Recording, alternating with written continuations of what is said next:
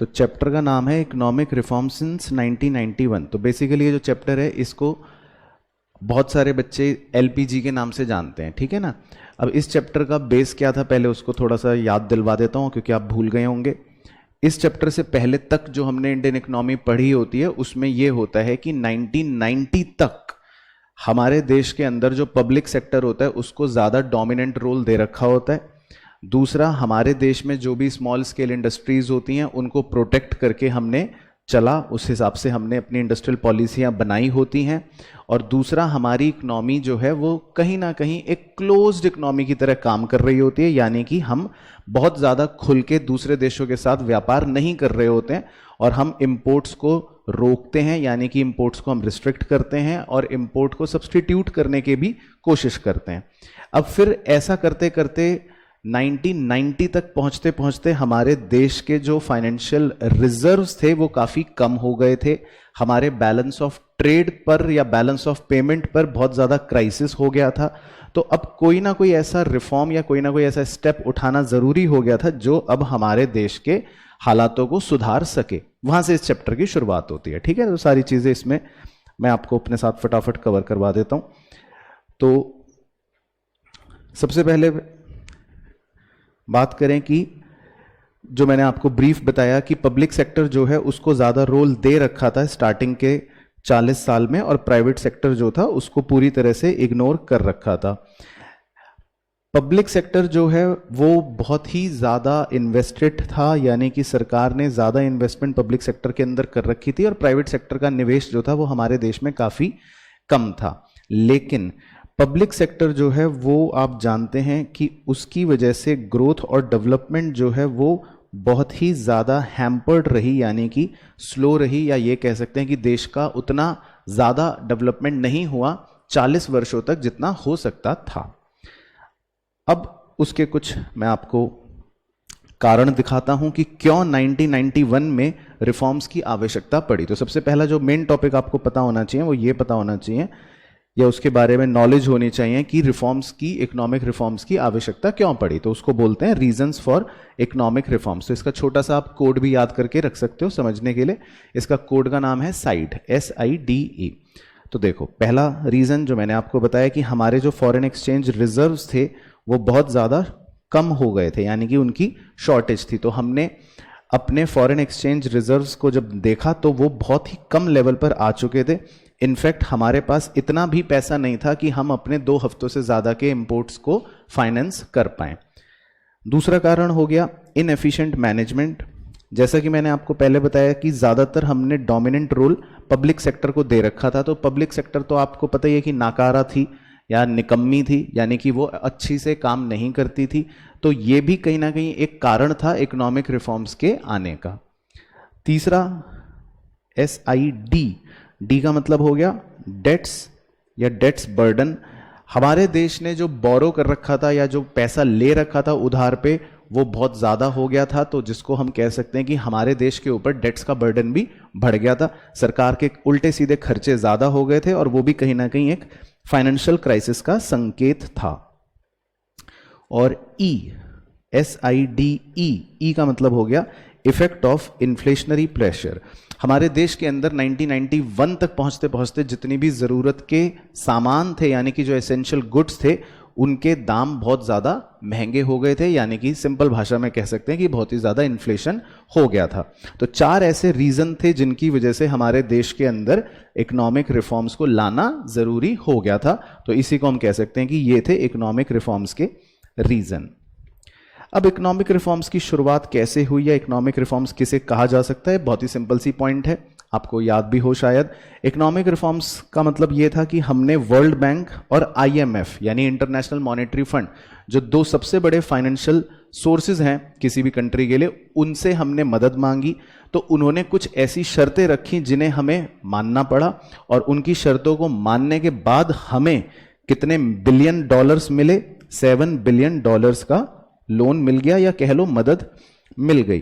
तो उनकी जो शर्तें थीं बेसिकली वो ही इस चैप्टर की बुनियाद बन गई। तो उन्होंने जो भी शर्तें रखी उनको आप 3 नामों से जानते हो, लिबरलाइजेशन, प्राइवेटाइजेशन और ग्लोबलाइजेशन। तो वो शर्तें हम पढ़ेंगे आगे, थोड़ा सा और आपको मैं बता दूंगा। तो सबसे पहले जो पॉलिसीज थी या जो मेजर्स थे जो यहां पर लिए गए, उनको दो तरह से कैटेगराइज किया जा सकता है। तो ये दोनों कीवर्ड्स हैं, इन्हें एग्जाम के लिए जरूर याद रखना। मैं बादल बना देता हूं। एक को बोलते हैं स्टेबलाइजेशन मेजर्स और दूसरे को बोलते हैं स्ट्रक्चरल रिफॉर्म्स। स्टेबलाइजेशन मेजर्स का मतलब होता है शॉर्ट टर्म। जैसे फॉर एग्जांपल आपके पेट में दर्द हुआ तो तुरंत आपको राहत देने के लिए डॉक्टर कहेगा चलो ये दवाई ले लो, ठीक है ना। तो इसी तरह जब इकोनॉमी बिल्कुल बिगड़ी हुई है, इकोनॉमी की ग्रोथ और डेवलपमेंट रुकी हुई है, तो तुरंत शॉर्ट टर्म मेजर्स को हम बोलते हैं स्टेबलाइजेशन मेजर्स। लेकिन पेट दर्द ठीक होने के बावजूद भी डॉक्टर अब आपको कुछ सलाह देगा, कहेगा देखो अब आपको बाहर का खाना नहीं खाना, आपको पानी ज्यादा पीना है, आपको अच्छी चीजें करनी है। तो जो लॉन्ग टर्म मेजर्स होते हैं जो ओवरऑल आपके स्ट्रक्चर को बदल सकते हैं, उन्हें बोलते हैं हम स्ट्रक्चरल रिफॉर्म्स। तो इसी तरह देश के अंदर भी कुछ ऐसे कदम उठाए गए जिनका नजरिया था लंबी अवधि का, जो देश के स्ट्रक्चर को ही बदलना चाहते थे। तो ये जो पूरे रिफॉर्म्स होंगे इनको आप समझ सकते हो कि ये दो कैटेगरीज में डिवाइडेड है। कीवर्ड्स ध्यान रखना, स्टेबलाइजेशन का मतलब छोटी अवधि और स्ट्रक्चरल रिफॉर्म्स का मतलब लंबी अवधि। चलो, तो मैं सबसे पहले पिलर के साथ फटाफट से आपको रिवाइज करवा देता हूं। पहले पिलर का नाम था लिबरलाइजेशन, सब जानते ही हैं। लिबरलाइजेशन का मतलब होता है, सबसे सिंपल वर्ड याद रखना, छूट। छूट का मतलब हो गया कि भाई पहले जो रिस्ट्रिक्शंस होती हैं किसी भी चीज की, अगर उन रिस्ट्रिक्शंस को हटा दिया जाए तो उसको सिंपल भाषा में कहते हैं लिबरल हो जाना, यानी कि फ्री कर देना। तो यहां पर इसके लिबरलाइजेशन के ही अपने अंदर 5 मेन स्तंभ हैं या 5 मेन ऐसे आप मान लो सेक्टर्स हैं जिनके अंदर लिबरलाइजेशन हुआ। तो वो क्या क्या थे sir? Financial sector reforms, foreign exchange reforms, trade and investment पॉलिसियां या रिफॉर्म, टैक्स रिफॉर्म और इंडस्ट्रियल सेक्टर रिफॉर्म। तो फटाफट से पांचों के बारे में मैं ब्रीफ आपको बताता चलता हूं। तो सबसे पहले फाइनेंशियल सेक्टर रिफॉर्म्स, ठीक है। फाइनेंशियल सेक्टर रिफॉर्म्स का मतलब हो गया कि आप थोड़ा सा इसमें फाइनेंशियल सेक्टर वर्ड से पिक कर सकते हो कि इसमें किन की बात होगी, जो भी फाइनेंशियल सेक्टर के अंदर है, यानी कि बैंक्स। तो इसका कोड अगर याद रहे तो आप रख सकते हो FARE। तो 4 बातें इसके अंदर होंगी। देखो क्या क्या हैं 4 बातें, यहीं पे दिखा देता हूं। फाइनेंशियल सेक्टर रिफॉर्म्स के अंदर हमने सबसे पहली चीज तो फॉरेन इन्वेस्टमेंट्स की लिमिट को धीरे धीरे बैंकों में बढ़ा दिया। यानी कि हमने विदेशियों को बोल दिया, फॉरेनर्स को बोल दिया कि आप चाहो तो अपना पैसा हमारे यहां पर निवेश कर सकते हो और ज्यादा भी कर सकते हो। तो हमने उस लिमिट को बढ़ा दिया। दूसरा, ऑटोनॉमी टू बैंक, बैंकों को ये आजादी दे दी कि आप अपनी नई नई ब्रांचेस जो हैं वो बिना RBI से पूछे कहीं पर भी खोल सकते हो। तो बहुत सारे प्राइवेट बैंकों को ये आजादी मिल गई कि आप अब अपनी नई नई ब्रांचेस चाहो तो खोल सकते हो। तो उनके पास ये पावर आ गई, इसको बोलते हैं ऑटोनॉमी। इसके अलावा RBI ने अपने रोल को बदल लिया। पहले RBI रेगुलेटर की तरह काम करता था, यानी कि वो रोक टोक करता था, लेकिन फिर वो एक फैसिलिटेटर की तरह काम करने लगा, यानी कि वो बैंकों की मदद करने लगा। तो RBI ने भी अपने रोल को बदल लिया। और चौथा, बहुत सारे प्राइवेट सेक्टर बैंकों का जन्म हुआ उस दौरान, यानी establishment of private sector banks, जिसमें ICICI या HDFC बैंक आए, जिनकी वजह से आम ग्राहक को, आम कस्टमर को बहुत ज्यादा फायदा मिला। तो फाइनेंशियल सेक्टर रिफॉर्म को याद रखने के लिए कैसे याद रखोगे, क्या होगा कोड? फेयर। Very good. तो 4 बातें याद रहेंगे, FARE।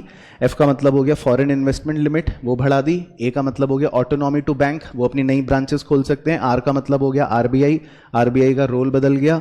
और E का मतलब हो गया establishment of private sector banks. तो बहुत सारे नए नए प्राइवेट सेक्टर बैंक्स जो हैं वो आ गए। इसके बाद था दूसरे, foreign exchange reforms.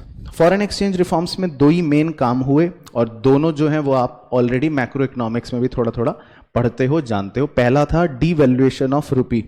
Devaluation of rupee का मतलब होता है कि हमारी सरकार ने अपने रुपी की वैल्यू को डॉलर की टर्म्स में जानबूझ के कमजोर कर लिया था, इसको बोलते हैं डीवैल्यूएशन। तो इसको आप लिंक कर सकते हो फॉरेन एक्सचेंज चैप्टर से भी। और डीवैल्यूएशन होने से 2 इफेक्ट होते हैं जो आपको याद नहीं होंगे। क्या होते हैं? एक तो एक्सपोर्ट्स बढ़ जाते हैं और इंपोर्ट्स कम हो जाते हैं। तो रुपी डीवैल्यू करने के पीछे मकसद यही होता है कि हमारा जो बैलेंस ऑफ पेमेंट का क्राइसिस था वो ठीक हो जाए और हमारे फॉरेन एक्सचेंज का इनफ्लो जो है वो थोड़ा सा बढ़ जाए। तो मनमोहन सिंह जी ने, जो उस समय के फाइनेंस मिनिस्टर थे, उस समय अपने करेंसी को यानी रुपी को डीवैल्यू कर लिया था। दूसरा जो कदम हमने उठाया फॉरेन एक्सचेंज रिफॉर्म्स में वो था मार्केट रेट या market determination of exchange rate system को हमने फॉलो करना शुरू कर लिया था। ये भी आप फॉरेन एक्सचेंज चैप्टर से रेफर कर सकते हो। तो पहले पुराने जमाने में आपने पढ़ा था कि फिक्स एक्सचेंज रेट सिस्टम होता था जिसमें सरकार रेट तय करती थी, लेकिन फिर सरकार ने उस सिस्टम को खत्म करके मैनेज्ड फ्लोटिंग या कह सकते हो फ्लोटिंग एक्सचेंज रेट सिस्टम को फॉलो कर लिया, जिसमें जो भी मार्केट का रेट होता है वो डिमांड और सप्लाई के फोर्सेस से अपने आप निकल जाता है। तो उसमें सरकार की हेडक खत्म हो गई और फिर हमने इस एक्सचेंज रेट सिस्टम को फॉलो कर लिया। तो फॉरेन एक्सचेंज रिफॉर्म्स में दो ही मेन काम हुए। तीसरा है जी इंडस्ट्रियल सेक्टर रिफॉर्म्स। इंडस्ट्रियों के अंदर ऐसा क्या परिवर्तन हुआ, तो इसके लिए भी आपका एक कोड है छोटा सा, अगर आप याद रख सकते हो तो ड्रिप, DRIP। तो इसमें 4 बातें होंगी। तो इंडस्ट्रियों के लिए क्या क्या 4 मेन बातें हुई रिफॉर्म्स में, बड़े ध्यान से पढ़ना।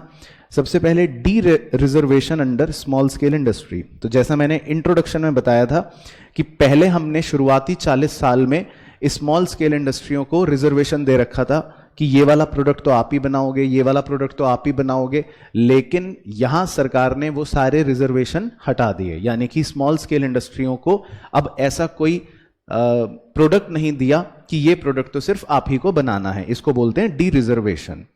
दूसरा, reduction in the role of public sector. जैसा कि मैंने फिर बताया था इंट्रोडक्शन में कि शुरुआती 40 साल में ज्यादा रोल किसका था, पब्लिक सेक्टर का था, लेकिन सरकार ने अब पब्लिक सेक्टर के रोल को कम करके 17 से घटाकर सिर्फ 3 इंडस्ट्रियों तक ही कर दिया था और ज्यादा डोमिनेंट रोल जो है वो प्राइवेट सेक्टर को दे दिया था। तीसरा, इंडस्ट्रियल लाइसेंसिंग एबॉलिशिंग। जो पहले नई नई इंडस्ट्रियां खोलने के लिए या आपको नई इंडस्ट्री या अपनी पुरानी इंडस्ट्री को ही एक्सपैंड करने के लिए सरकार से परमिशन लेनी पड़ती थी, यानी कि सरकार से लाइसेंस लेना पड़ता था, तो उसको भी अब एबॉलिश कर दिया, यानी कि उसको भी हटा दिया। तो अगर आप अपनी कोई इंडस्ट्री लगाना चाहते हो, खोलना चाहते हो, एक्सपैंड करना चाहते हो, तो सरकार ने कहा कर सकते हो, लाइसेंस की आवश्यकता नहीं पड़ेगी। और प्राइस रेगुलेशन। बहुत से मार्केट्स के अंदर सरकार ने प्राइजेस जो हैं वो मार्केट पर ही छोड़ दिए, यानी कि प्राइजेस अपने आप डिमांड और सप्लाई के फोर्सेस से डिटरमाइन होने लगे और सरकार ने कहा अब हमारा इसके अंदर कोई भी रोल नहीं रहा करेगा।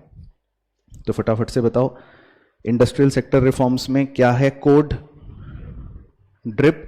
4 बातें याद रखनी है, कोशिश करना है चारों को समझ के याद रखें। डी का मतलब हो गया डी रिजर्वेशन, तो स्मॉल स्केल इंडस्ट्रियों से हटा दिया।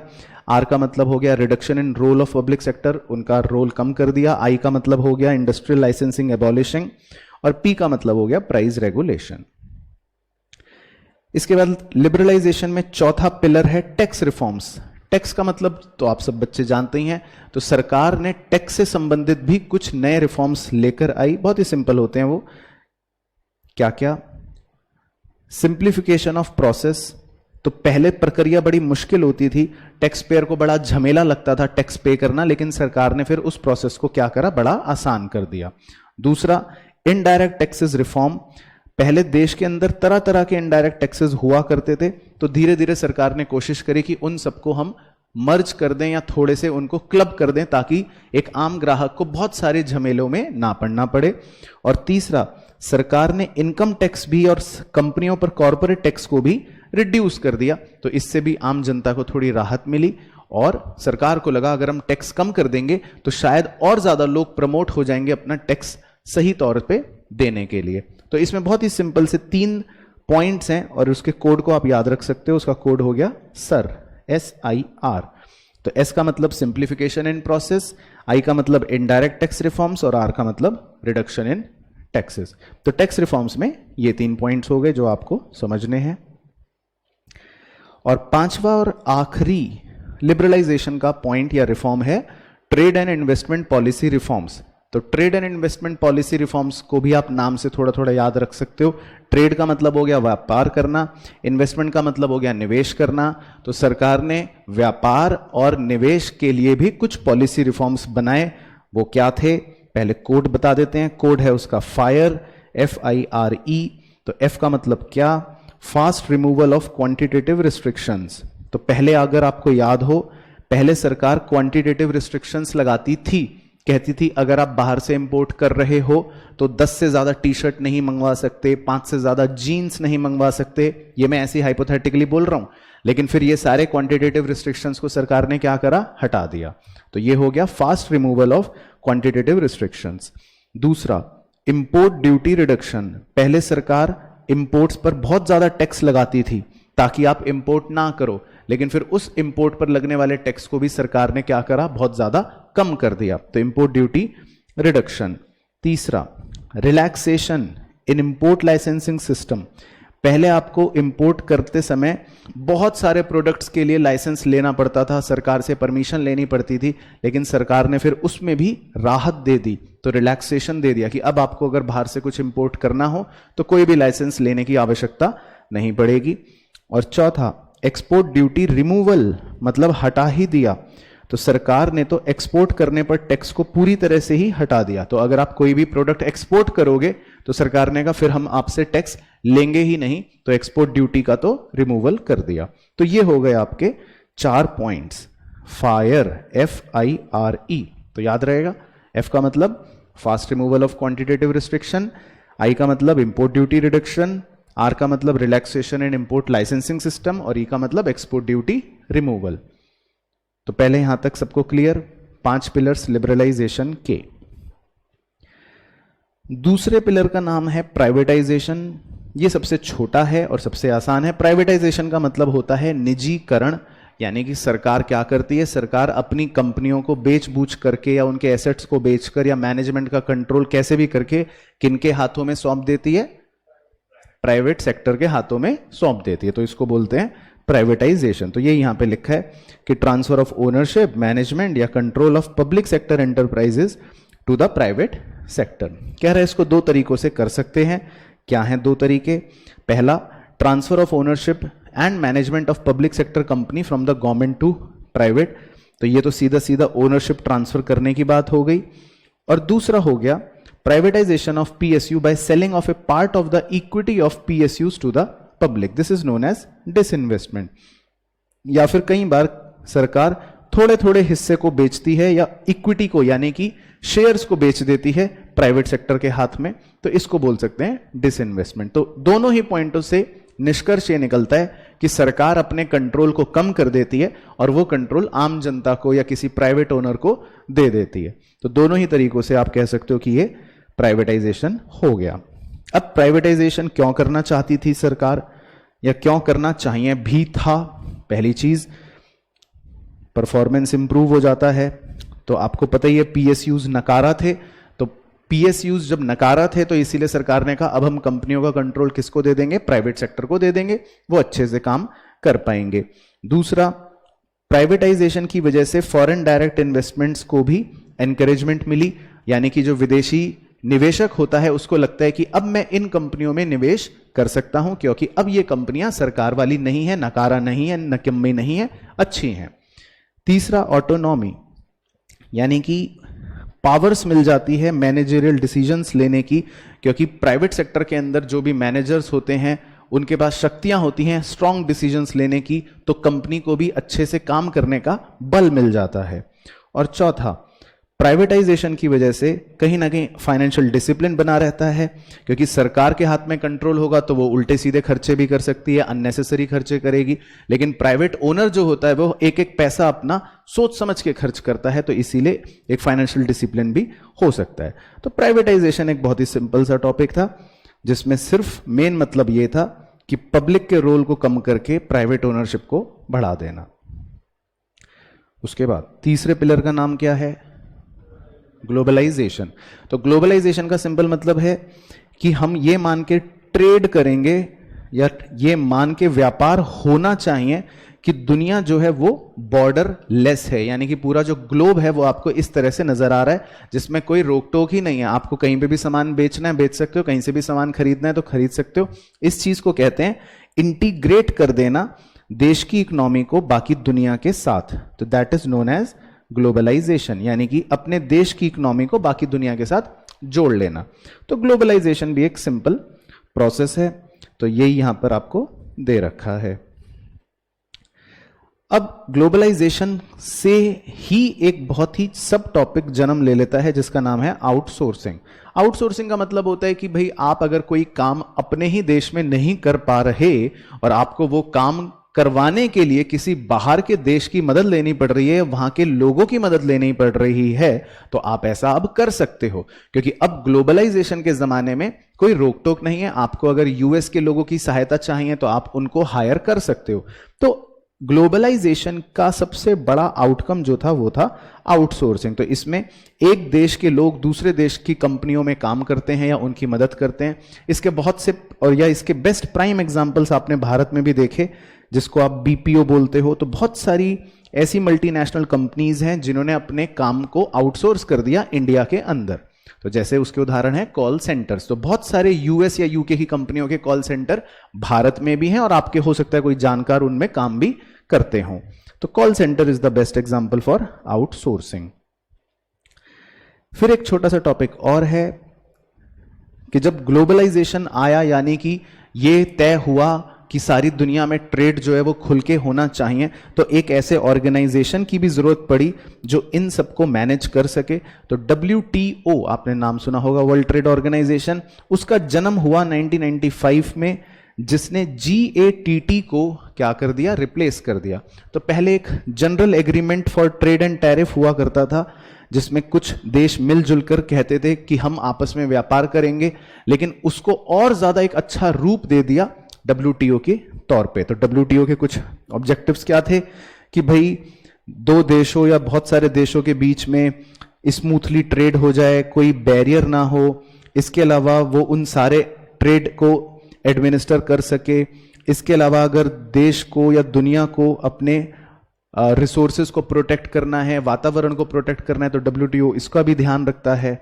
और साथ ही साथ WTO कुछ रूल्स बना देता है जिसके तहत देशों के बीच में आपस में स्मूथली ट्रेडिंग हो सकती है। तो WTO का रोल है कि सारे देशों के बीच में अच्छे से ट्रेडिंग हो सके। अब इकोनॉमिक रिफॉर्म्स के कुछ ऐसे पॉइंट्स जो ये कहते हैं कि हां, इकोनॉमिक रिफॉर्म्स का फायदा हुआ, यानी कि arguments in favour of economic reforms. तो आपको लगता है कि इकोनॉमिक रिफॉर्म से फायदा हुआ, तो आप कहोगे हां, हमें लगता है इकोनॉमिक रिफॉर्म से फायदा हुआ। क्यों? क्योंकि इन्फ्लेशन कंट्रोल हो गया, क्योंकि फॉरेन इन्वेस्टमेंट्स का इनफ्लो बढ़ गया, क्योंकि फॉरेन एक्सचेंज रिजर्व्स हमारे बढ़ गए, क्योंकि प्राइवेट का रोल बढ़ गया, क्योंकि हमारे इकोनॉमिक ग्रोथ में भी तेजी आ गई, क्योंकि हमारे एक्सपोर्ट्स में भी बढ़ोतरी हो गई। तो मतलब कुछ ऐसे पॉइंट्स थे जो आप कह सकते हो कि हां, इकोनॉमिक रिफॉर्म से फायदा हुआ। लेकिन जहां पर सिक्के का एक पहलू है हेड, तो दूसरा पहलू टेल भी है। कई लोगों ने क्रिटिसाइज भी करा कि नहीं नहीं नहीं, इकोनॉमिक रिफॉर्म से कोई फायदा नहीं हुआ। क्यों नहीं हुआ? क्योंकि इकोनॉमिक रिफॉर्म्स जो है उसकी वजह से कुछ सेक्टर्स तो ठीक है बढ़ गए, लेकिन एग्रीकल्चर सेक्टर जो है वो काफी ज्यादा नेग्लेक्ट हो गया। और आज भी हमारे देश का मेजॉरिटी लोग एग्रीकल्चर सेक्टर पर डिपेंडेंट है। तो ये तो बड़ा बुरा हुआ इकोनॉमिक रिफॉर्म्स की वजह से। इसके अलावा कई लोगों ने यह भी कहा कि इंडस्ट्रियल सेक्टर में जो रिफॉर्म्स आए वो उल्टा स्लो डाउन कर गए हमारी रफ्तार को, क्योंकि अब लोगों ने फिर बाहर से चीप इंपोर्टेड गुड्स खरीदना शुरू कर दिया।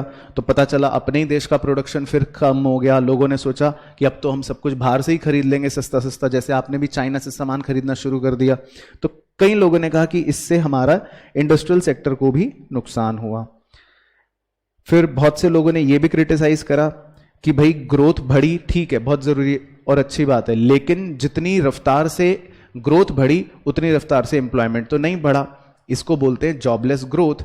तो कई लोगों ने इसलिए भी क्रिटिसाइज करा कि हमारा GDP तो बढ़ रहा था थोड़ा थोड़ा, लेकिन अनएम्प्लॉयमेंट तो उससे भी तेजी से बढ़ रहा था। तो इस ग्रोथ का फायदा ही क्या जब लोगों को नौकरियां नहीं मिल रही। तो इस पॉइंट को लेकर भी कई लोगों ने क्रिटिसाइज करा।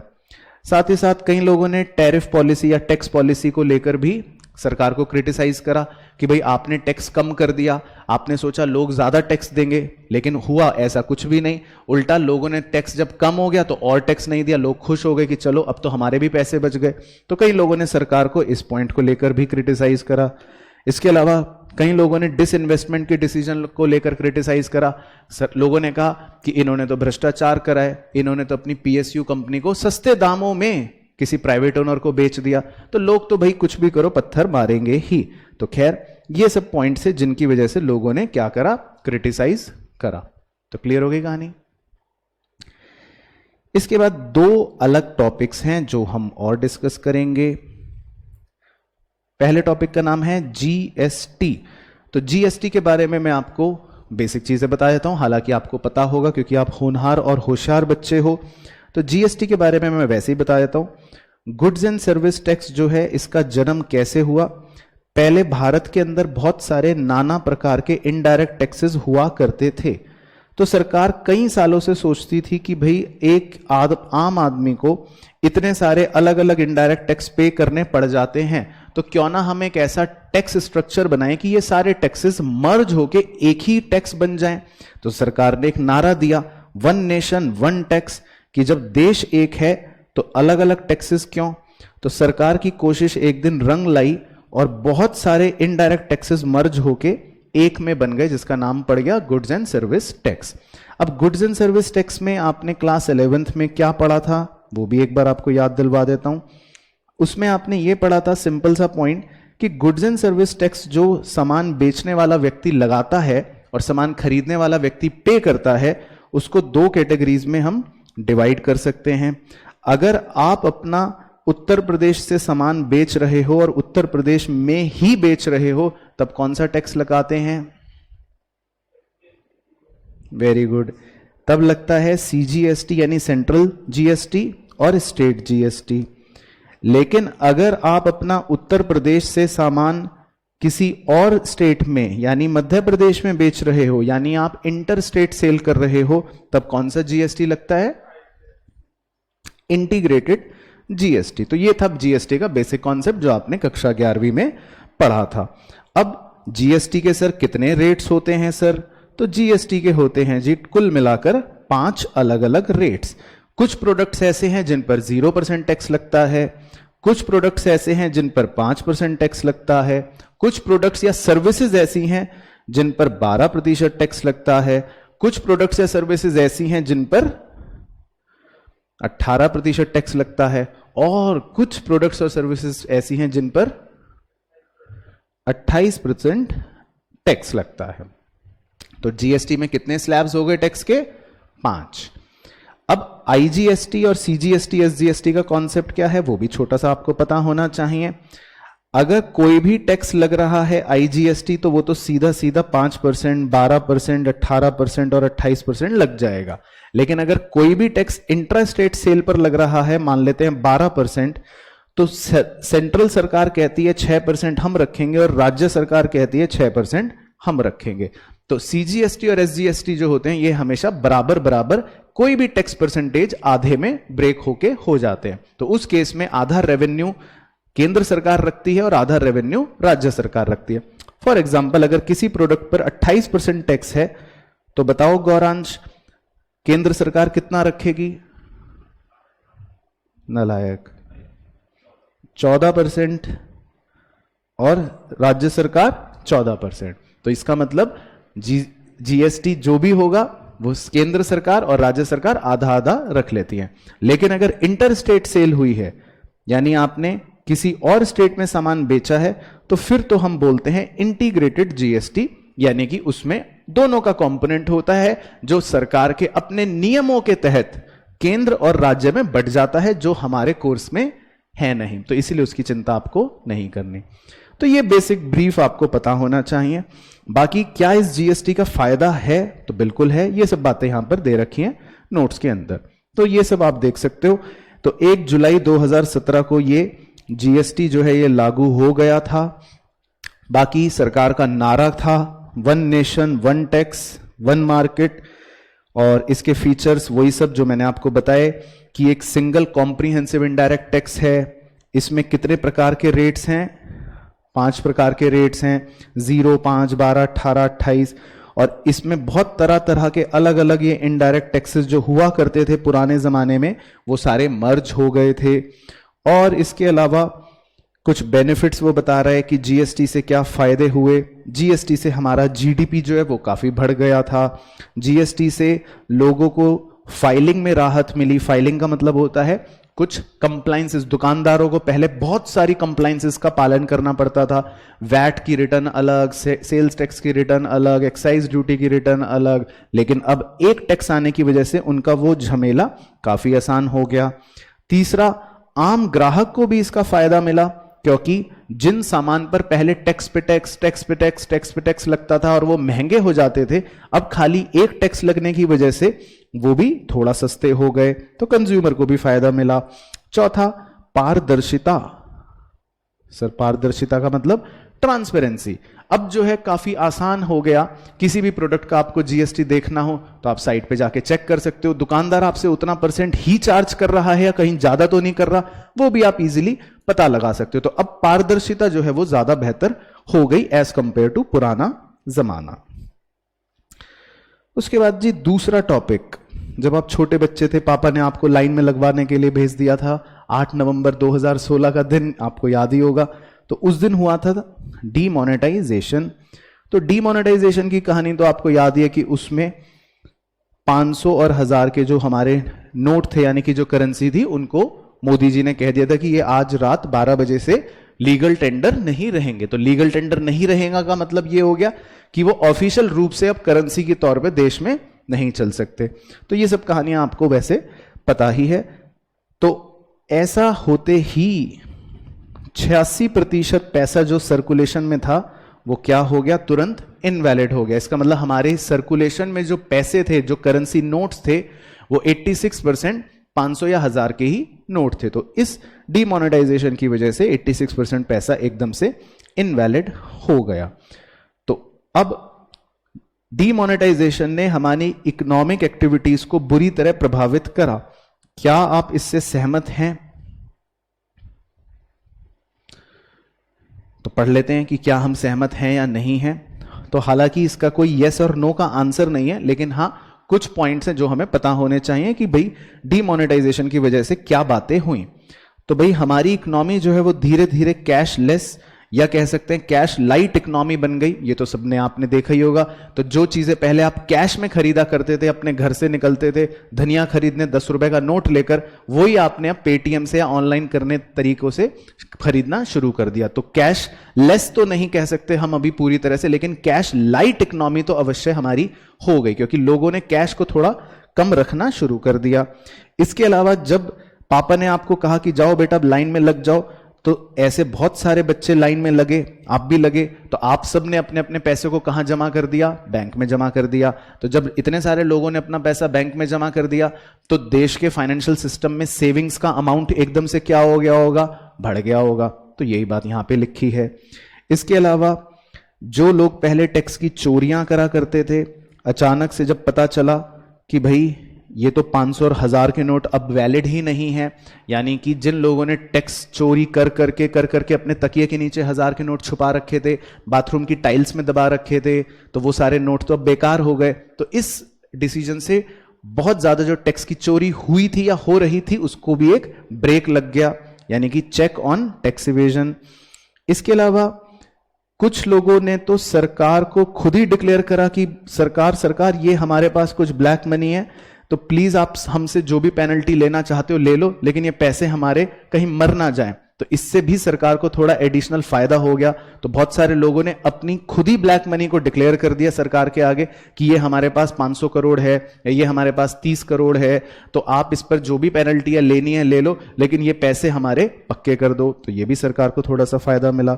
और कहीं ना कहीं करप्शन पर भी आप कह सकते हो कि इसकी मार पड़ी, क्योंकि पहले आप 500 रुपए 1000 रुपए दे देते थे, पुलिस वाले को भी रिश्वत दे देते थे, लेकिन जब वो नोट ही बंद हो गए और लोगों ने कैश रखना भी कम कर दिया, सारा पैसा तो बैंक में जमा हो गया, तो थोड़ा सा इससे रिश्वतखोरी भी क्या हो गई? कम हो गई। तो ये पॉइंट्स जो हैं ये हमें पता होने चाहिए। बाकी यही सब इनके इंपैक्ट्स भी हैं डीमोनेटाइजेशन के। तो बैंक डिपॉजिट्स बढ़ गए, लोगों ने बचत जो करनी थी वो बढ़ गई, प्राइवेट वेल्थ जो है वो डिक्लाइन हो गई है ना भाई, सबका घर का पैसा कम हो गया।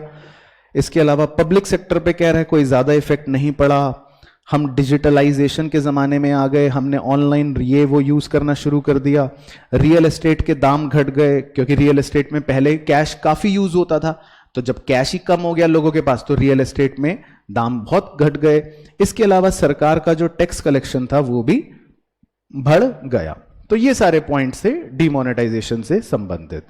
तो पूरी कहानी पिक्चर क्लियर सब बच्चों को? चलो, तो क्वेश्चन शुरू करते हैं, फिर इसके मैं आपसे पूछता रहूंगा, फटाफट मुझे आंसर बताते रहना। Question number 1, LPQ stands for. तो ये LPQ जो है, इसकी फुल फॉर्म तो नहीं बतानी, मतलब बट ये क्या दर्शाता है ये बताना है। Licence, quality, production. B, liberalisation, quota and permit. C, licence, quota and permit. D, liberalisation, quality improvement and production. C, ठीक है। तो LQP जो है ये पुराने चैप्टर की एक टर्मिनोलॉजी है कि पुराने जमाने में 3 चीजें चला करती थी, लाइसेंस, कोटा और परमिट, है ना। आपको लाइसेंस लेना पड़ता था, कोटा सिस्टम चलता था कि भाई हर इंडस्ट्री इतना बनाएगी, ये इतना बनाएगी, इससे ज़्यादा नहीं बनाएगी, और परमिशन लेनी पड़ती थी। तो ऐसा कहा जाता था कि पहले तो भाई LQP राज था, यानी कि लाइसेंस, कोटा और परमिशंस लेने पड़ते थे। तो LQP का मतलब होता है लाइसेंस, कोटा एंड परमिट। इसके बाद question number 2, which of the following reforms were introduced by the Indian government under liberalisation. तो लिबरलाइजेशन में मैंने 5 पिलर्स बताए थे अभी अभी आपको, तो कह रहा है कि वो उनमें कौन कौन से लिबरलाइजेशन के अंदर है। Financial sector reform, industrial sector reform, या टैक्स रिफॉर्म, या सारे। ऑल ऑफ दिस सिंपल है तो, क्योंकि तीनों ही हमने देखे थे लिबरलाइजेशन के अंदर ही थे। इसके बाद क्वेश्चन नंबर 3 में पूछ रहे, what was the immediate crisis India faced at the beginning of 1990। तो 1990 के शुरुआत में पूछ रहे कि भारत को कौन सा इमीडिएट क्राइसिस फेस करना था। तो इन्फ्लेशन, या डेट ट्रैप, या फॉरेन एक्सचेंज क्राइसिस, या सारे। तो बच्चे को ऐसा लगता है सारे, है ना, फिर एग्जाम में गलत हो जाता है। तो क्वेश्चन ने पूछा है कि इमीडिएट क्राइसिस कौन सा था। तो क्राइसिस तो एक ही था ना, फॉरेन एक्सचेंज क्राइसिस। बाकी कोई क्राइसिस थोड़ी ना कि जी इन्फ्लेशन क्राइसिस, इन्फ्लेशन कोई क्राइसिस थोड़ी ना, इन्फ्लेशन तो इन्फ्लेशन है, वो तो एक प्रॉब्लम हो गई कि बढ़ गया। या डेट ट्रैप, वो कोई क्राइसिस नहीं है, क्राइसिस तो एक ही था, फॉरेन एक्सचेंज क्राइसिस। चलो एक नंबर कट गया, ठीक है। उसके बाद question number 4, under the industrial policy of 1991 the number of industries reserved for public sector have been reduced from 17 to. तो इंडस्ट्रियल रिजर्वेशन जो था 1991 की पॉलिसी में, वो पब्लिक सेक्टर के लिए 17 से घटाकर कितना कर दिया था, 3। ऐसा बच्चों को लगता है पर गलत हो जाता है, 8। क्यों सर, वैसे तो आपने तो 3 कहा था, वो दूसरा पॉइंट है। तो 17 से घटाकर कितनी इंडस्ट्रियों तक कर दिया था पब्लिक सेक्टर के रोल को, 8 तक कर दिया था कुल मिलाकर। 3 तो मेन हेडिंग थी बस। उसके बाद है question number 5, name the concept which is related to relaxation of government restriction and control which are in force in the economy. किस कॉन्सेप्ट को आप कहोगे कि सरकार ने रिस्ट्रिक्शंस में छूट दे दी है और अपने कंट्रोल को कम कर लिया है? सही, लिबरलाइजेशन। क्योंकि लिबरलाइजेशन में मैंने बताया था कि इसमें कीवर्ड क्या होता है कि छूट देना, रिलैक्सेशन देना। उसके बाद question number 6, which concept is related to the disposal of equity of public sector units in the market for covering the fiscal deficit of the central government. तो कह रहे कौन सा कॉन्सेप्ट है जो रिलेट करता है disposal of equity of public sector. ये भी सेम वर्ड्स आए थे, डिसइन्वेस्टमेंट। Very good. तो जब सरकार अपने इक्विटी डिस्पोज कर रही होती है तो वो कॉन्सेप्ट कौन सा होता है, डिसइन्वेस्टमेंट। तो उसको बोलते हैं डिसइन्वेस्टमेंट। ठीक है। उसके बाद क्वेश्चन नंबर 7, ये तो बहुत ही सिंपल है। Economic reforms in India was started on 24 जुलाई, कौन सा साल था, 1991। ठीक है, सिंपल। इसके बाद question number 8, dash means the excess of anticipated expenditure over estimated revenue. किसे आप बोलोगे कि एंटीसिपेटेड एक्सपेंडिचर ज्यादा है और एस्टिमेटेड रेवेन्यू कम है? डेफिसिट, वेरी गुड, क्योंकि डेफिसिट का मतलब ही यही होता है कि हमारे एंटीसिपेटेड एक्सपेंडिचर ज्यादा है, खर्चा ज्यादा है और रेवेन्यू कम है। सही। इसके बाद question number 9, which of the following is the benefit of outsourcing for India? अब भारत में आउटसोर्सिंग का क्या फायदा हुआ भारत को? Exchange of technical knowledge, B eradication of poverty, C employment, या ऑल ऑफ दीज? तो मतलब जब आउटसोर्सिंग का फायदा यानी कि भारत में जब लोगों को काम मिलना शुरू हुआ, फॉरेन के लोगों ने, फॉरेन की कंपनियों ने हमारे लोगों को काम दिया, तो उससे हमारी टेक्निकल नॉलेज में भी एक्सचेंज हुआ, हमें सीखने को मिला कि यूएस वाले कैसे काम करते हैं, हमारे देश की गरीबी भी थोड़ा कम हुई क्योंकि पैसे कमाने का अवसर मिला, और एम्प्लॉयमेंट तो हुआ ही हुआ। तो यानी कि all of these is the perfect answer. इसके बाद question number 10, which of the following is not a feature of privatisation? Privatisation का क्या फीचर नहीं है? D nationalisation, restriction on the expansion of public sector, disinvestment, या import liberalisation?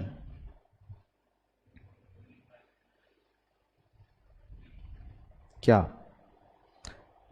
तो D nationalisation तो है। डी नेशनलाइजेशन का मतलब क्या भाई? नेशनलाइजेशन का मतलब तो ये कि पूरे देश में सरकार कह रही है हमारा राज चल रहा है, ठीक है, वो तो हो गया नेशनलाइजेशन, कि भैया एक ही बैंक है मान लो, और कि वो सरकार ने कहा कि ये पूरे देश में यही चलता रहेगा। तो ये तो नहीं है प्राइवेटाइजेशन में, तो बल्कि जिसको जो करना है करो, बहुत सारी नई कंपनियां आ गई, बहुत सारे नए प्राइवेट ओनर्स आ गए, तो डी नेशनलाइजेशन तो है प्राइवेटाइजेशन का एक part. Restriction on the expansion of public sector, public sector को अब ज्यादा नहीं बढ़ने देना, पब्लिक सेक्टर को रोकना है, तो ये भी तो है प्राइवेटाइजेशन में, ये भी तो है। और डिसइन्वेस्टमेंट तो बिल्कुल बिल्कुल है। और वैसे भी आप कॉमन सेंस लगाओ, इंपोर्ट, इंपोर्ट तो ये तो व्यापार से संबंधित टर्मिनोलॉजी नहीं हो गई, और लिबरलाइजेशन भी लिख रहा है, बताओ, तो ये तो वैसे ही नहीं हुआ शक्ल से प्राइवेटाइजेशन, ये तो किसका पार्ट है? तो लिबरलाइजेशन का पार्ट है, ये प्राइवेटाइजेशन का पार्ट तो वैसे खुद भी नहीं हुआ। तो उसने तो आंसर खुद ही दे रखा था, लेकिन वो तो आप पहचान नहीं पाए, ठीक है। तो इंपोर्ट लिबरलाइजेशन जो है ये प्राइवेटाइजेशन का फीचर नहीं है, इनफैक्ट ये तो लिबरलाइजेशन का फीचर है। क्लियर? चलो 2 नंबर कट गए। उसके बाद question number 11, non tariff barriers mainly include? तो नॉन टैरिफ बैरियर्स, तो बैरियर्स याद है ना, 2 तरह के होते हैं। बैरियर्स मतलब रुकावट हो गई, टैरिफ बैरियर का मतलब तो हो गया टैक्स वाला बैरियर, कि सरकार ने टैक्स लगा दिया ज्यादा ताकि आप इंपोर्ट ना करो।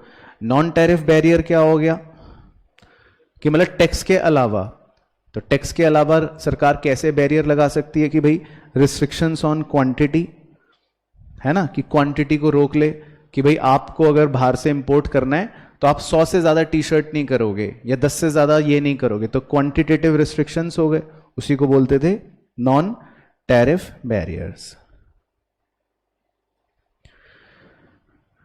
उसके बाद question number 12, match the following options are given below. चलो तो आप मुझे मैच बता दो, ऑप्शन मैं आपको बता दूंगा। तो ए में लिखा है टैरिफ बैरियर्स, तो टैरिफ बैरियर्स का मैच किससे होगा?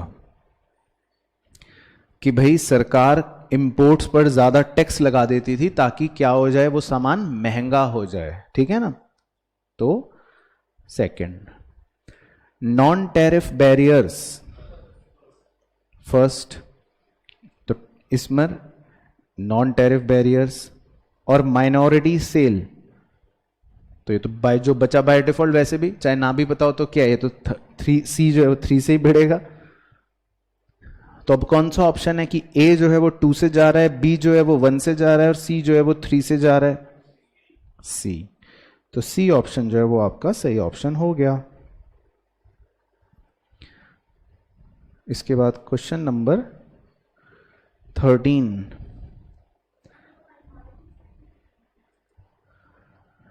At present the number of industries require company licensing is, तो पूछ रहे कि भाई कितनी कंपनियों को भी लाइसेंसिंग की आवश्यकता पड़ती है। तो इसमें तो आप तुक्का ही मारोगे, वैसे तो पता ही नहीं होगा। तो कंपनी लाइसेंसिंग के लिए 5 कंपनियों को लाइसेंसिंग की आवश्यकता पड़ती है। हालांकि ये क्वेश्चन ज़्यादा रेलिवेंट नहीं है एग्जाम के लिए, बट चलो कोई नहीं, छोड़ो। उसके बाद question number 14, when was Navratna policy announce. Navratna policy वैसे पता है क्या है नवरत्न पॉलिसी? हाँ, जो पब्लिक सेक्टर एंटरप्राइजेज होते हैं उनको सरकार कुछ उपाधि दे देती है, महारत्न, महारत्न या नवरत्न। तो ये कब अनाउंस हुई थी? 1996। उसके बाद question number 15, which of the following countries initiated it's process of economic reforms in the year 1991। तो ये तो सिंपल है, तो 1991 में हमारे देश में इकोनॉमिक रिफॉर्म्स स्टार्ट हुए थे, तो इंडिया। चलो अब आगे बढ़ेंगे। अब हम क्वेश्चन नंबर 16 से करना शुरू करते हैं। तो यहाँ से थोड़े से रीजन और एसर्शन के क्वेश्चंस हमको मिलेंगे। तो एसर्शन में लिखा है, in the initial years performance of public sector undertaking was encouraging but thereafter most of these started showing losses. तो बस आप मुझे ट्रू या फॉल्स बताओ। ट्रू। तो शुरू में पब्लिक सेक्टर की परफॉर्मेंस अच्छी थी, लेकिन कह रहा है बाद में ये नुकसान में आ गए। ठीक है, true. Because public sector undertaking degenerated into the liability.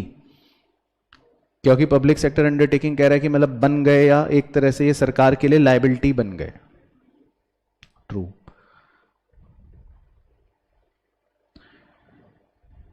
ठीक है, तो ये तो सीधा सीधा ए ऑप्शन बन गया। तो शुरू में इनकी परफॉर्मेंस अच्छी थी, लेकिन बाद में ये नुकसान में चलने लगे, क्योंकि ये धीरे धीरे सरकार के लिए या ये जनरेट हो गए एक लायबिलिटी की तरह। इसके बाद question number 17, assertion, the burden of foreign debt service increased tremendously. True. Very good. तो ये हमने अभी पढ़ा भी था कि भारत का जो डेट बर्डन था वो काफी ज्यादा बढ़ गया था, समस्या थी हमारे लिए, है ना। और reason, because there is severe depletion in our forex reserves and the crisis of confidence in the international foreign exchange market.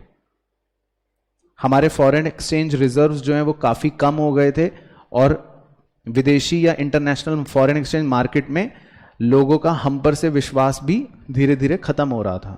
True. तो क्या हो गया सही ऑप्शन?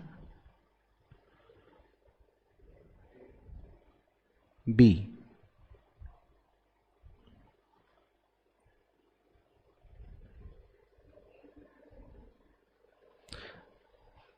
ए होना चाहिए पक्का। तो चेक कर लेते हैं, क्या पता मैं गलत सोच रहा हूं। The burden of foreign debt service increased tremendously. Foreign debts का बर्डन हमारा एकदम ज्यादा बढ़ गया, because there is severe depletion in our foreign exchange reserves and the crisis of confidence in the international foreign exchange market. तो foreign debt का burden इसलिए ज्यादा बढ़ गया वैसे तो, बिकॉज क्योंकि हमारी बोरोइंग्स बहुत ज्यादा बढ़ गई थी, क्योंकि हमारे देश में सरकार के अननेसेसरी खर्चे ज्यादा बढ़ गए थे। रिजर्व्स कम होने का कारण था हमारे इंपोर्ट्स ज्यादा होना और एक्सपोर्ट का कम होना।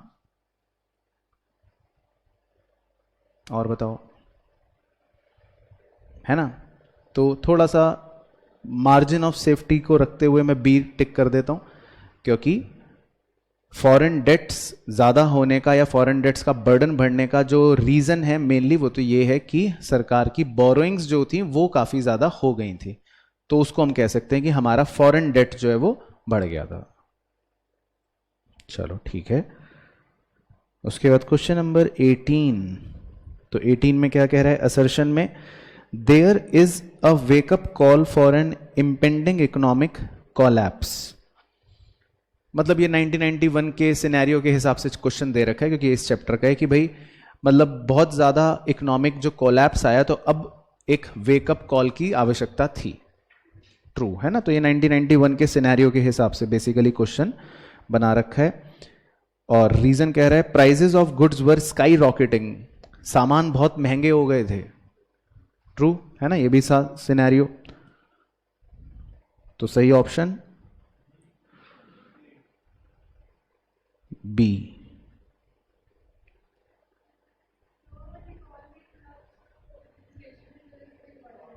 और भी तो रीजन थे। तो there is a wake up call for an impending economic collapse because prices of goods were skyrocketing. तो जमेगी नहीं ना बात, क्योंकि बहुत सारे रीजन थे इकोनॉमिक कोलैप्स होने के। तो प्राइजेस वर स्काई रॉकेटिंग तो किसका रीजन था कि इकोनॉमिक रिफॉर्म क्यों आना चाहिए, जो सबसे पहले पढ़ा था कि रीजन फॉर इकोनॉमिक रिफॉर्म। उसके बाद जी 19, तो 19 में लिखा है assertion second generation reforms are often delayed. ये आप छोड़ दो, ये वाला क्वेश्चन ना, ये हमने पढ़ नहीं रखे होते। उसके बाद 20 लो CAD, CAD की फुल फॉर्म सही। तो CAD की फुल फॉर्म होती है करंट अकाउंट डेफिसिट, मतलब वही BOP समझ लो आप सिंपल भाषा में कि भाई हमारा BOP जो है वो डेफिसिट में है। करंट अकाउंट तो आपने पढ़ रखा है ना बैलेंस ऑफ पेमेंट में। तो CAD का मतलब होता है करंट अकाउंट डेफिसिट। तो मतलब शॉर्ट भाषा में अपने मन की भाषा में समझने के लिए कि करंट अकाउंट डेफिसिट, तो कह रहा है लो करंट अकाउंट डेफिसिट, मतलब करंट अकाउंट डेफिसिट कम है with low borrowings has been a stable feature of India's BOP। कह रहा है भारत के BOP का ये एक मतलब स्टेबल फीचर है, मतलब कई वर्षों से हमारा BOP का डेफिसिट कम है। तो ये स्टेटमेंट क्या है?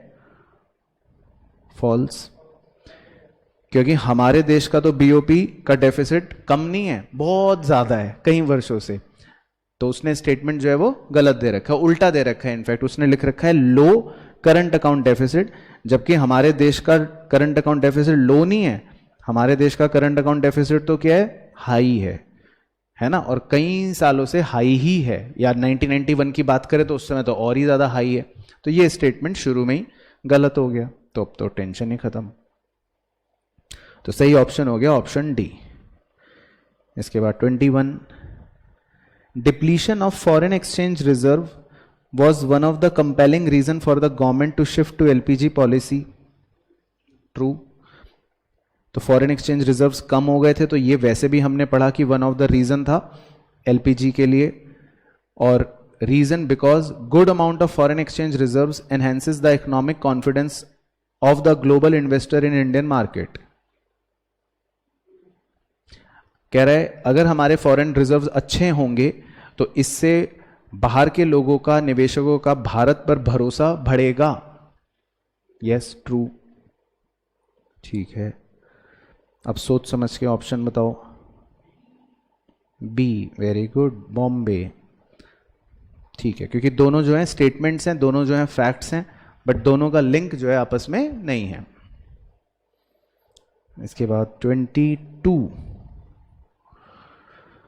असर्शन में कह रहा है inflation was triggered largely by rapid decrease in money supply. तो इन्फ्लेशन कह रहा है इसलिए ट्रिगर हुआ या इन्फ्लेशन इसलिए ज्यादा हुआ क्योंकि मनी सप्लाई बहुत ही कम हुआ। तो बताओ ये स्टेटमेंट में क्या लिखें? मनी सप्लाई कम होने से क्या होता है? एग्रीगेट डिमांड कम हो जाती है। एग्रीगेट डिमांड कम होगी तो क्या होगा इकोनॉमी में? डिफ्लेशन होगा। तो इसका मतलब ये स्टेटमेंट फॉल्स है। हाँ, तो सही ऑप्शन हो गया डी। तो ध्यान रखना हमेशा, मनी सप्लाई कम होने से कभी भी इन्फ्लेशन थोड़ी ना होगा। तो वेरी कॉमन सेंस है, आपने बैंकिंग चैप्टर में भी पढ़ रखा होगा, RBI वाले में, है ना। तो मनी सप्लाई कम होने से तो उल्टा डिफ्लेशन होता है, इन्फ्लेशन नहीं होता। चलो उसके बाद 23 असर्शन कह रहा है the launch of LPG policies has caused a significant shift in the structure of the Indian markets they are now increasingly shedding their monopolistic nature and becoming more competitive in nature. True. तो LPG policy की वजह से भारत जो है अब और ज्यादा वो कॉम्पिटिटिव मार्केट हो रहा है. ठीक है. फिर रीजन कह रहा है because equity limit of foreign capital investment has raised from the initial 40%, it's now range between 51 to 100%. Foreign capital मतलब फॉरेन निवेश की जो सीमा है वो शुरुआती दौर में जो 40% हुआ करती थी उसको अब आजकल बढ़ाकर 51 से लेकर 100% तक की रेंज में कर दिया गया है. ट्रू. तो ऑप्शन बी ठीक है, सही, वेरी गुड. तो स्टेटमेंट्स दोनों ट्रू हैं पर reason is not the correct explanation. इसके बाद 24, huge reforms have been made in indirect taxes to facilitate establishment of a common national market for goods and commodities. Indirect taxes में कोई reform वगैरह आए हैं ताकि देश में एक हो जाए. ट्रू. ठीक है ना. जीएसटी इसका सबसे प्राइम एग्जांपल है. और रीजन कह रहे हैं because in order to encourage better compliance on the part of tax payers many procedures have been simplified. True. सही है ना. ये भी हमने पढ़ा था कि अब जो है काफी चीजें सिंप्लीफाई हो गई हैं और बेटर कंप्लायंस मतलब आसानी से हो जाती हैं टैक्स पेयर्स के लिए, तो उसको एनकरेज करने के लिए प्रोसीजर्स आसान हो गए हैं. तो सही ऑप्शन ए, क्योंकि मैंने दोनों को जोड़कर पढ़ा जब तो लिंक सही लगा मुझे. तो सही ऑप्शन हो गया ए.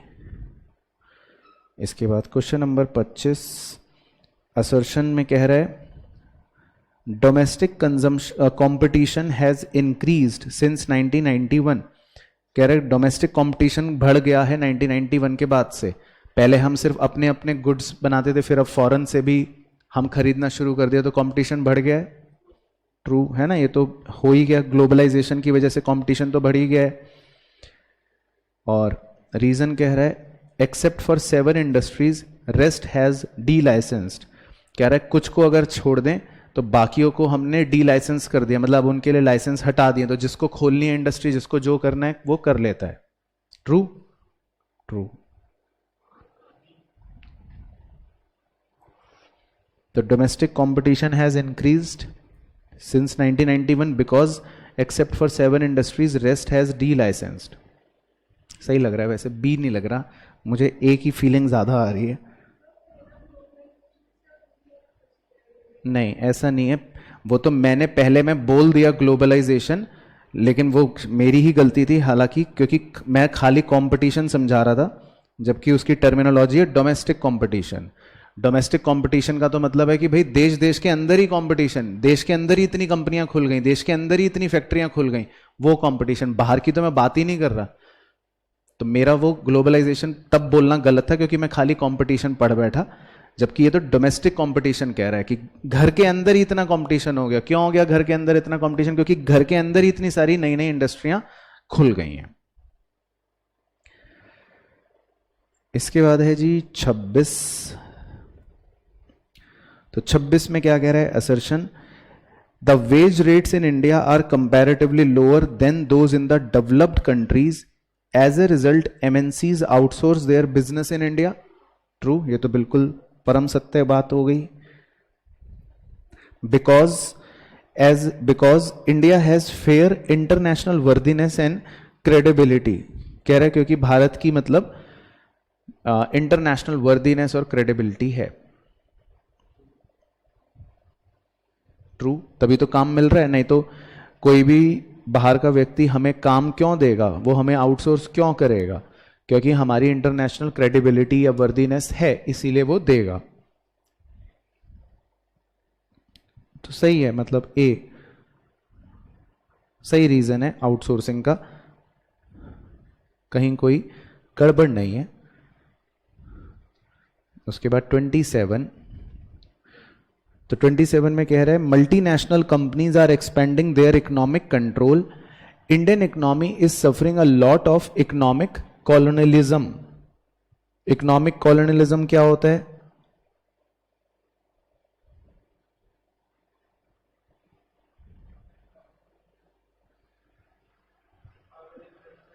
अब बहुत सारी ग्लोबलाइजेशन की वजह से, आउटसोर्सिंग की वजह से बहुत सारी एमएनसीज आप देखते हो हमारे देश में आ गई हैं, है ना, आ गई हैं।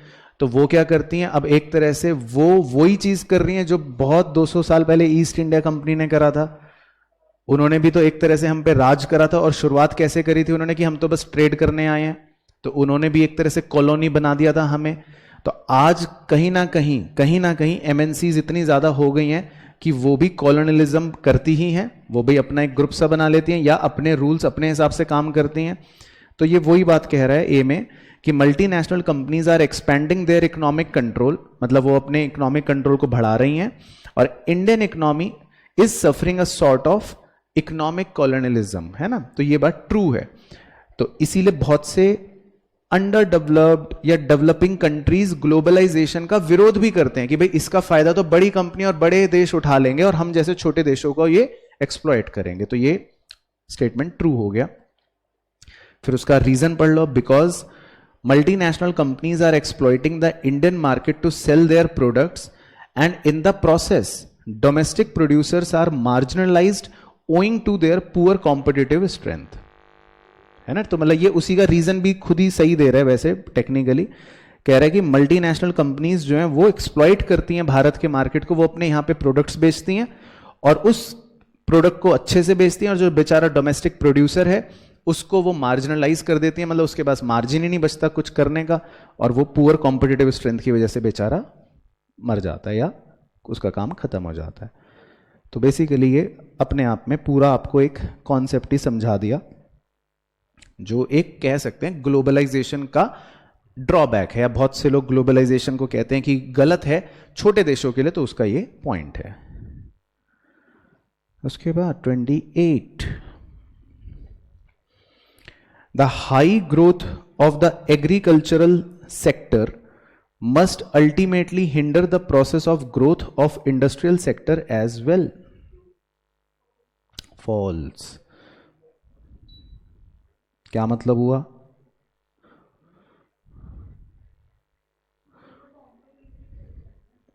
कह रहा है कि इंडस्ट्रियल सेक्टर की अगर ग्रोथ रेट होगी तो उसकी वजह से इंडस्ट्रियल सेक्टर के ग्रोथ के प्रोसेस को नुकसान होगा।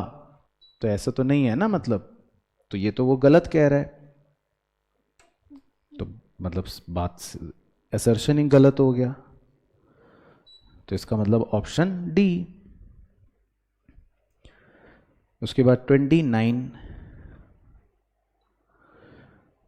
में कह रहा है असर्शन में cost of investment rises in Indian economy. Indian economy में इन्वेस्टमेंट की कॉस्ट जो है वो बढ़ गई है। इन्वेस्टमेंट की कॉस्ट का मतलब मैं समझा देता हूं। इन्वेस्टमेंट की कॉस्ट का मतलब एक तरह से होता है इंटरेस्ट रेट से, ठीक है ना, कि भाई जैसे मान लो आपको निवेश करना हो, आपको इन्वेस्टमेंट करनी हो, तो आप बैंक से जाओगे लोन लेने, तो बैंक कहेगा कि हम आपसे 10% क्या लेंगे, इंटरेस्ट लेंगे। अब अगले दिन मान लो आप गए दोबारा बैंक से लोन लेने, तो बैंक अब कह रहा है कि अब मैं 15% लूंगा। तो आपको इन्वेस्ट करने के लिए जो खर्चा बियर करना है, जो कॉस्ट है आपकी इन्वेस्टमेंट की, वो बढ़ गई। तो ये मतलब होता है कॉस्ट ऑफ इन्वेस्टमेंट का। तो cost of investment rises in Indian economy, true, ठीक है ना, because high inflation triggers A rise in interest rates, true. तो देखो उसने वो रीजन भी सही दिया है। वैसे कह रहा है कि इन्फ्लेशन क्योंकि बढ़ गया, महंगाई बढ़ गई, तो इस वजह से इंटरेस्ट रेट बढ़ गए, तो सही हो गई बात।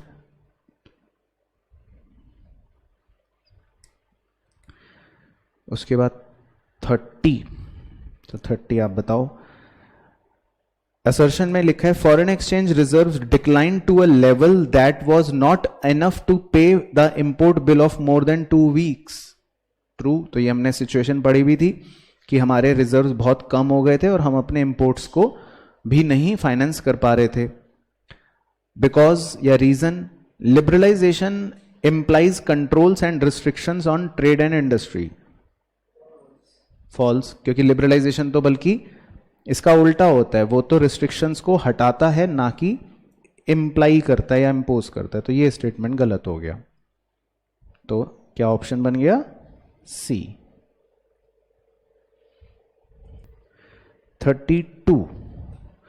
32 में असर्शन लिखा है, the role of RBI was reduce from facilitator to regulator of financial sector under new economic policy. कह रहा है आरबीआई के रोल को फैसिलिटेटर से रेगुलेटर बना दिया था। फॉल्स, वेरी गुड, याद होना चाहिए था स्टेटमेंट, उल्टा लिखा है, बल्कि उसको रेगुलेटर से फैसिलिटेटर बना दिया था, है ना। पहले वो रेगुलेट करता था आरबीआई, जबकि न्यू इकोनॉमिक पॉलिसी आने के बाद उसको कहा कि नहीं, तुम रेगुलेट नहीं करोगे, तुम बल्कि मदद करोगे, यानी कि तुम्हें तो फैसिलिटेटर बनना है।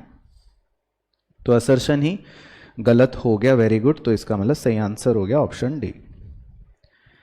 इसके बाद 33 असर्शन में लिखा है, devaluation implies that US dollar can be exchanged for more rupees than before.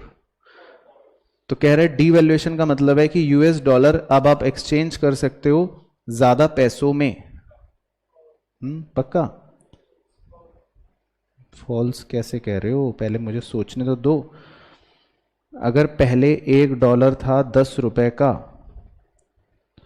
तो डीवैल्यूएशन का मतलब अब $1 कितने का हो गया होगा?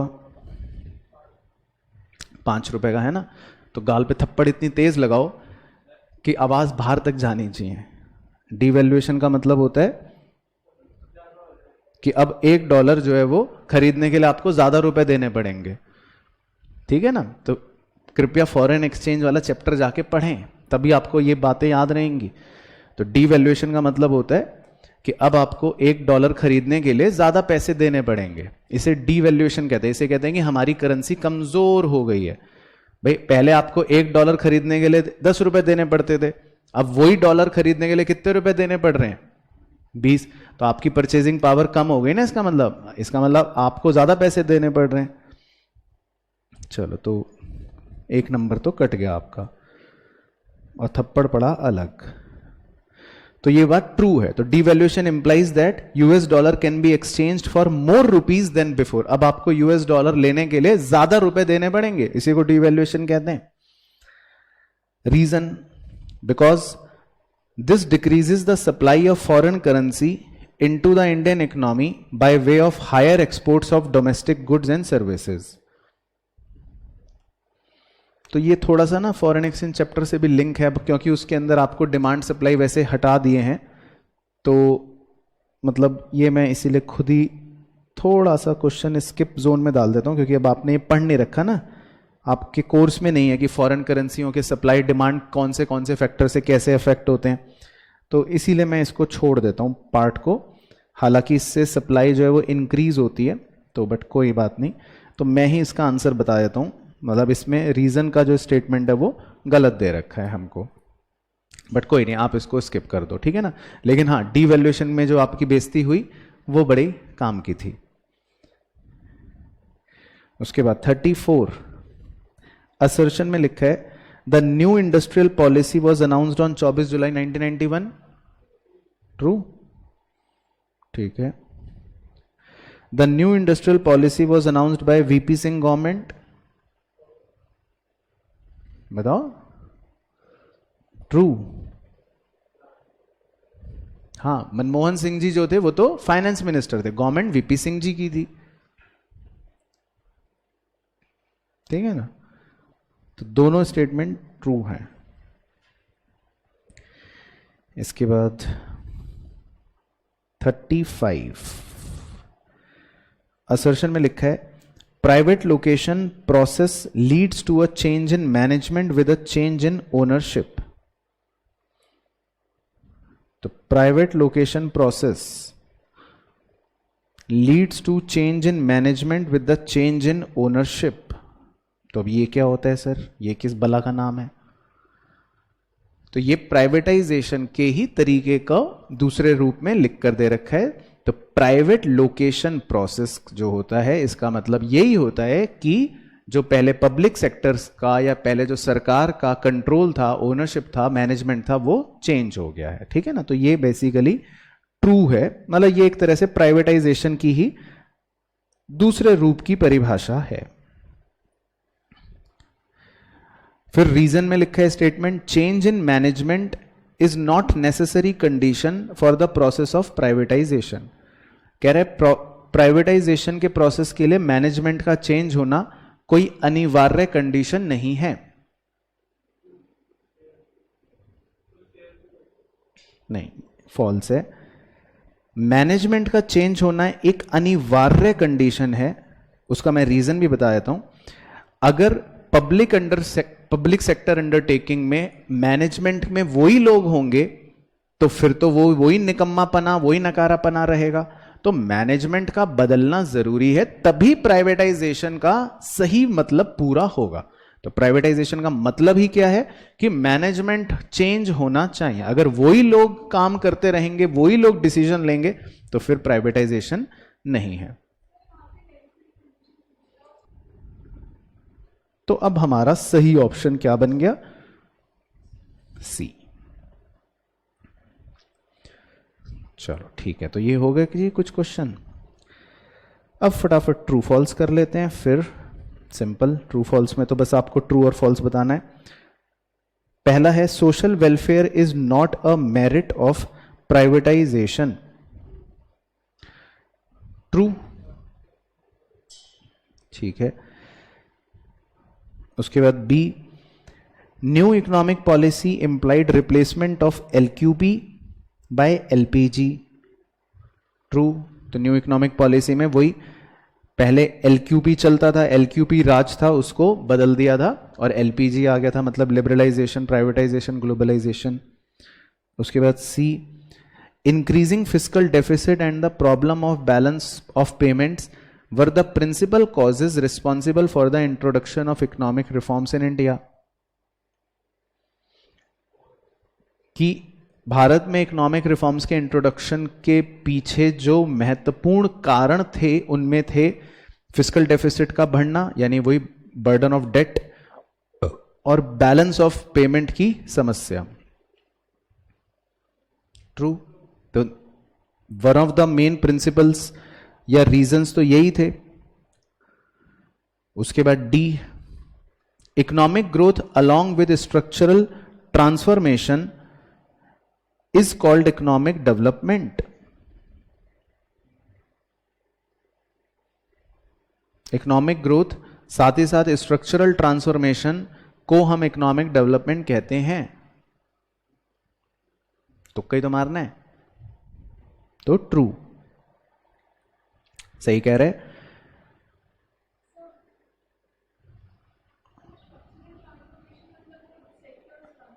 स्ट्रक्चरल ट्रांसफॉर्मेशन का यहां पे मतलब है कि लंबी अवधि में जो परिवर्तन होने चाहिए वो है ना। तो इकोनॉमिक डेवलपमेंट का कॉन्सेप्ट यही होता है कि इकोनॉमिक ग्रोथ के साथ साथ सस्टेनेबल भी होनी चाहिए बात, मतलब कि वो लंबे समय तक टिकनी चाहिए, तो उसको इकोनॉमिक डेवलपमेंट बोलते हैं।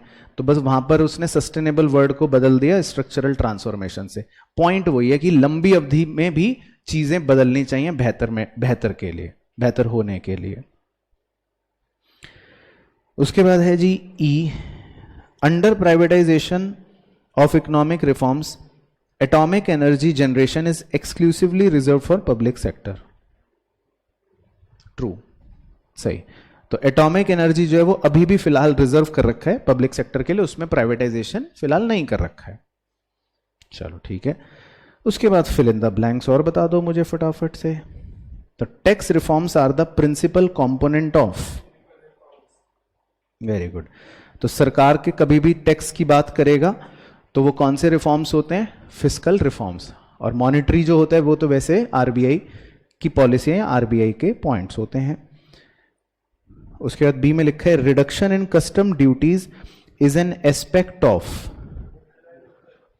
Custom duties. अब कस्टम ड्यूटीज कौन सी होती है? जब आप सामान को विदेशों से क्या करते हो? इंपोर्ट करते हो, है ना। तो ये ट्रेड करने का पॉइंट बन गया। तो कस्टम ड्यूटी घटना जो है वो किसका एस्पेक्ट है?